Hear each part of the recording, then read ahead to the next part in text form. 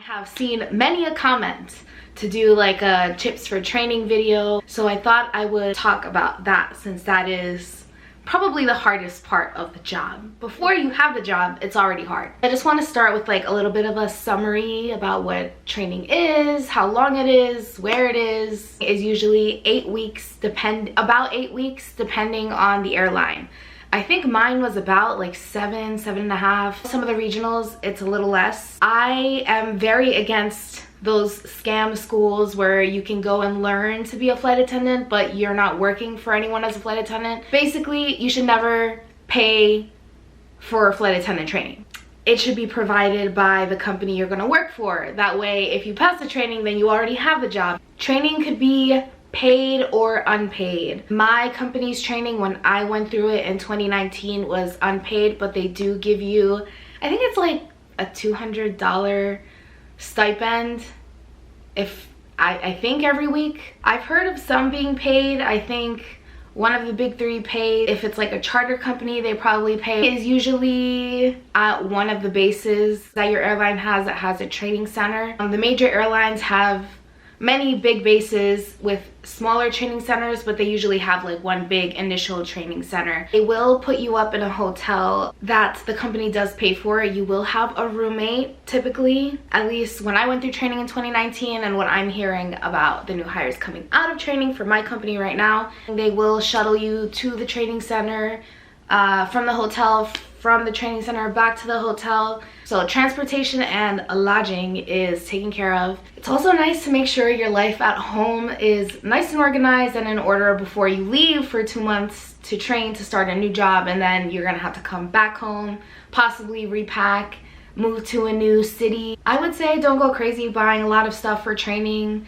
Bring loungewear, bring comfortable clothes. They'll give you a list of stuff to bring. If you end up forgetting something, you can make like a Walmart run or Target run. Say maybe bring like one big suitcase and your carry-on and like maybe like another bag or a duffel or like another carry-on size bag. I wouldn't go too crazy bringing like 3 giant suitcases, because then again, you are in a small hotel room sharing it with another person. On to like when you're just about to leave, I didn't really tell many people I was gonna go off to training, mostly since the job wasn't technically mine until after graduation. I didn't want to risk spreading news in case I didn't pass training, which also is very possible for anyone. It would have not been a good time for me if I had to like break the news to everyone that I didn't pass and I had to go back, or that I wasn't allowed to go back, or that I didn't want to go back. I only told a couple people, like maybe my best friends and close family that would have wondered where I went for 2 months. Obviously, bring everything they tell you to bring in that packet. Your passport, any IDs you need. In training on that first day, they're gonna give you a list of required duty items to bring to training every day. Make sure you have them every day. I brought a like 3 subject spiral notebook with folders in it, and I thought that was a good way to organize notes. It worked. Definitely bring a notebook and a pen. You can bring laptops and tablets to take notes on, but you can't use them. Like you can't search the web or like do social media. Don't discuss any company business or training procedures or important information with people like outside of your training class, outside of training, at the hotel. If you're gonna study in groups or with people, study with the people in your class, your classmates, your roommate. 1, it's convenient. 2, they're on the same track as you. 3, you're not gonna get in trouble. Another tip for the hotel training situation, sometimes you might have your classmates over and you're studying and you're having fun and the volume's going. Remember, you're in a hotel. There's people on all sides of you with getting up at all different times of the day. You never want to be late or miss any work or assignments or like not know of a deadline. I would suggest talking to your roommate on the first day, getting to know each other. Sometimes your roommate might be off with someone they met throughout the day at orientation or whatnot. Just make an effort to talk to them that day, so 1, it doesn't get awkward as it goes on. Ask them how they like the room at night, what time they go to bed. At the bare minimum, look out for your roommate. Just make sure they're alive, they're there, they're on the bus every morning. Even if you don't like them, just take a little look. It's just common decency to make sure your roommate is on the bus in the morning.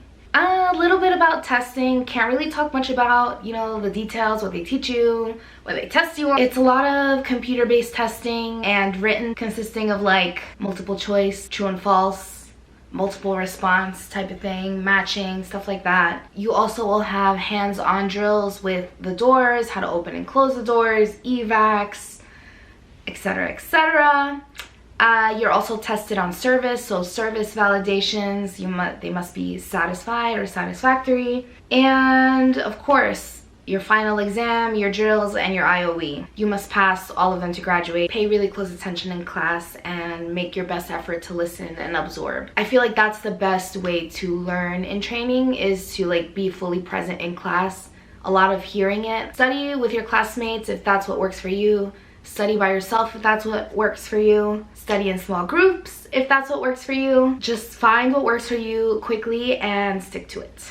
I liked to like record myself when it came to aircraft week and listen to myself back. So it's like you're listening to yourself think.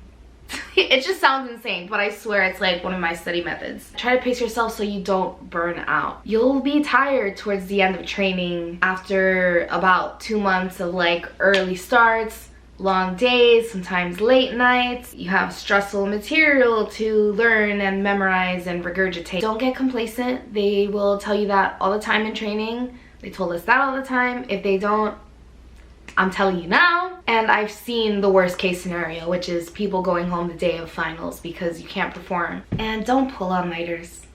Just don't do it. It's not a good idea. You're not gonna remember anything better than you would have if you like didn't and just slept. Just use your time wisely. Sleep is very important. Fuel your body as best you can. Use the resources they give you. Make good decisions, healthy decisions. Hydrate, hydrate, hydrate. My camera is dying.